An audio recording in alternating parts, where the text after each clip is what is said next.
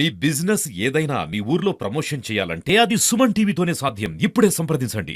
భద్రాద్రి కొత్తగూడెం ప్రభుత్వ హాస్పిటల్లో వైద్యులు ఎవరైతే ఉన్నారో వాళ్ళు రాసిన ల్యాబ్ టెస్టులు ఏవైతే ఉన్నాయో వాటిని కనీసం వాళ్ళు చూడకుండా టెస్టులు అనేవి చేస్తున్నారు. గుండె నొప్పితో వచ్చిన వ్యక్తికి ఎవరైతే ఉన్నారో వారికి ఏ టెస్టులు చేశారంటే టైఫాయిడ్, డెంగ్యూ, మలేరియా దీనికి సంబంధించిన టెస్టులు చేసి అతన్ని పంపించడం జరిగింది. చదువుకున్న వాడి పరిస్థితి నా పరిస్థితి ఎలా ఉంటే పేదవారు చదువు రాని వాళ్ళు పరిస్థితి ఇంకెట్లా ఉంటుందని చెప్పేసి ఆయన వాపోతున్నారు. మన భద్రాద్రి కొత్తగూడెంలో చూసుకున్నట్లయితే రోజు రోజుకి నిర్లక్ష్యం ఎక్కువైపోతుంది. కనీసం ఎవరు పట్టించుకునే పరిస్థితి కూడా ఇక్కడ లేదు. వారి దగ్గరికి వెళ్ళి క్వశ్చన్ చేద్దామంటే అక్కడ ఎవరు లేరు. ఒకవేళ క్వశ్చన్ చేసినా కానీ వారి రియాక్షన్ ఎట్లుందంటే కనీసం ఇలాంటి కామనే కదా అని చెప్పేసి అన్న రీతిలో వాళ్ళు మాట్లాడారని చెప్పేసి ఇక్కడ బాధితుడు అయితే మనతో చెప్తున్నారు. మన భద్రాద్రి కొత్తగూడెం ఈ బాధితుడి దగ్గర అయితే ఉన్నాం. సార్ చెప్పండి సార్, అసలు ఏం జరిగింది? సార్ నా పేరు నరహరి, నేను పాలవంచండి నాది. నాకు 2 years బ్యాక్ కొంచెం ఆర్టికి సంబంధించిన ప్రాబ్లంతో నేను సఫర్ అవుతున్నానండి.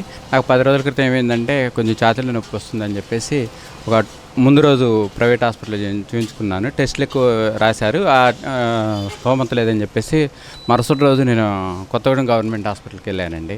ఆ డ్యూటీ డాక్టర్ గారికి కూడా చెప్పాను, నాకు ఆల్రెడీ కరోనరీ ఆర్టరీ డిసీజ్ అంటే దమనలకు సంబంధించిన ప్రాబ్లం ఉంది, రైట్ సైడ్ ప్రాబ్లం ఉంది, లెఫ్ట్ సైడ్ కూడా కొంత ప్రాబ్లం ఉంది.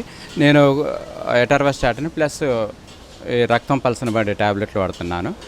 కొద్దిగా ప్రాబ్లం ఉందని చెప్తే తను ఏం చేశాడంటే 2Dకి ఉందా సార్ అని అడిగితే లేదు, లిపిడ్ ప్రొఫైల్ CPB రాస్తున్నాను అన్నారు. ఓకే, నేనేం చేశానంటే ఆ బ్లడ్ షాంపుల్ ఆ కలెక్షన్ దగ్గరికి ఇచ్చేసి బ్లడ్ షాంపుల్ ఇచ్చేసాను. వాళ్ళని అడిగాను రిపోర్ట్ ఎప్పుడు వస్తుందని.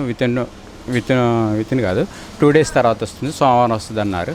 సార్ నేనేమనుకున్నానంటే complete blood picture lipid profile వస్తుందేమో అని ఆశించాను. తీరా చూస్తే వచ్చిన రిపోర్ట్ చూసి నేను ఆశ్చర్యపోయాను. ఏంటంటే కంప్లీట్ బ్లడ్ పిక్చర్ వచ్చిన మాట వాస్తవం, కానీ లిపిడ్ ప్రొఫైల్ బదులు మలేరియా, టైఫాయిడ్, డెంగ్యూ ఈ రిపోర్ట్లు వచ్చేసినాయి.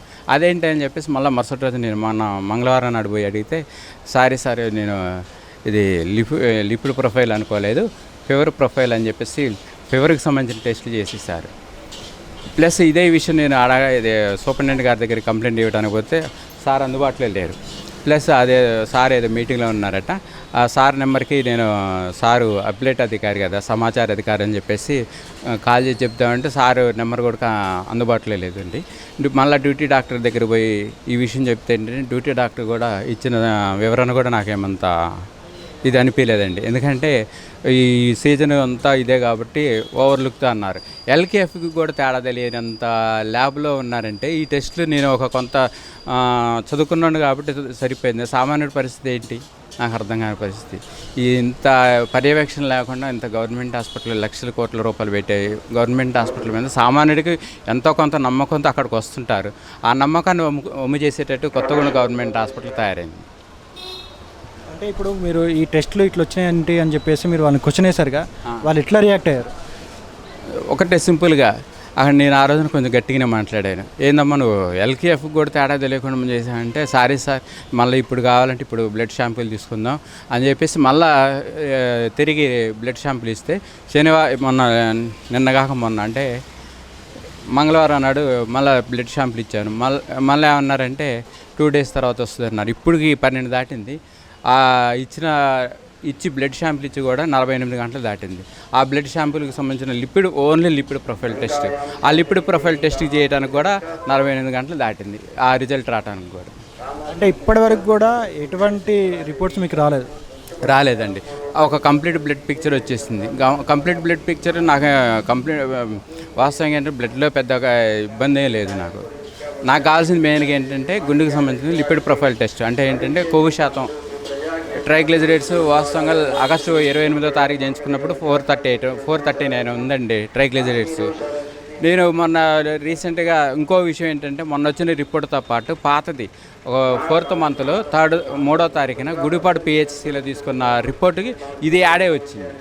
నిన్న ఒక పత్రికా విలేకరు మిత్రుడిని ఒకరిని సంప్రదిస్తే ఏంటంటే అన్న నేను కనుక్కుంటానని చెప్పేసి కొత్తగూడెం గవర్నమెంట్ హాస్పిటల్ పోయి అడిగితే ఆ రిపోర్ట్ తీసేసి అవి డిలీట్ చేసేసి మిగతా అన్నీ చూపించారు. తను అడిగాను ఏంటి బ్రదర్ ఇట్లంటే అవి డిలీట్ చేసినట్టున్నాయన్న, నాకైతే ఇవే 2 కనపడుతున్నాయి అని అన్నాడు. వాస్తవంగా ఏంటంటే నాకు రావాల్సిన మొదటిసారి రావాల్సిన లిపిడ్ ప్రొఫైల్ టెస్ట్కి రిజల్ట్ రాకపోగా పాతది రిపోర్ట్ పెట్టేసరికి నేనే అనుకున్నానంటే అయ్యో 439 ట్రైగ్లిసరైడ్స్కి 190 వచ్చింది, నార్మల్ లెవెల్స్కి వచ్చింది. నేను ఇదైపోయింది. తీరా చూస్తే ఒకవేళ మళ్ళీ అదే రిపోర్ట్ పట్టుకొని డాక్టర్ దగ్గరికి ఓవర్లుక్తో, ఆ డాక్టర్ గారు కూడా ఓవర్లుక్తో చూసుకున్నారనుకోండి, మెడిసిన్స్ అండ్ డోసెస్లో తేడా వస్తే నాకే ఇబ్బంది. కనీసం పరిజ్ఞానం లేకుండా ఎల్కేఎఫ్కి కూడా తేడా లేకుండా టెస్ట్లు చేస్తున్నారు మన గవర్నమెంట్ హాస్పిటల్.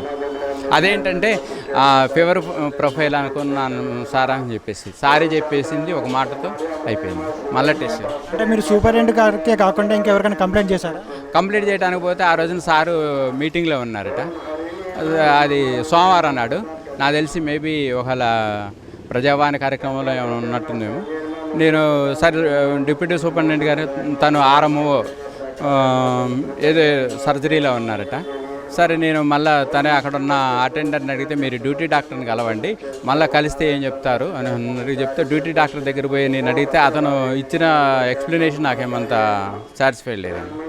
నేను అన్నాను ఒక సిస్టర్స్గా కనీసం లెటర్స్ చూసుకొని ఎల్కేఎఫ్కి కూడా తేడా లేకుండా ఎట్లా అండి అని చెప్తే ఏం మాట్లాడలేదు. ఆయన ఇచ్చిన ఇదేంటంటే ఈ సీజన్ అంతా ఇదే కాబట్టి తను అని చెప్పేసి ఒక స్టాఫ్ని రక్షించే ఉద్దేశంలా కనపడుతుంది, కానీ తను పిలిచి ఏందమ్మా ఇట్లా అని చెప్పేసి కూడా అడిగిన పాపం లేదండి. అంటే వీళ్ళని ఎవరు క్వశ్చన్ చేసే ఇది లేక వాళ్ళు అలా చేస్తున్నారా? లేకపోతే ఆల్రెడీ ఈ మధ్యకాలంలో కూడా నేను చూస్తున్నాను కొత్తగూడెం గవర్నమెంట్ హాస్పిటల్ మీద ఎన్నెన్నో అవినీతి అక్రమాలు వస్తున్నాయి.